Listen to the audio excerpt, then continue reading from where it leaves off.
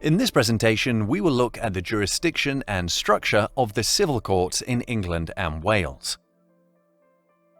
There are currently two principal civil courts of first instance: the High Court and the County Court, while magistrates' courts have only very limited powers in certain civil cases, mainly confined to family proceedings and tax and local enforcement proceedings. The County Court deals exclusively with civil cases. The full jurisdiction of the County Court is generally presided over by circuit judges or recorders who are part-time judges. Otherwise, district judges handle interim matters and have jurisdiction to hear trials that do not exceed £25,000 in financial value. Whether a circuit judge or a district judge hears the case is important for appeal procedures.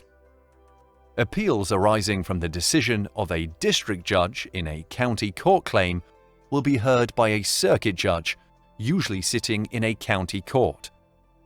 A High Court judge, however, will hear an appeal from a decision by a circuit judge in a county court claim, unless the circuit judge's decision was an appeal from a district judge's decision. The correct venue to challenge such decisions is the Court of Appeal.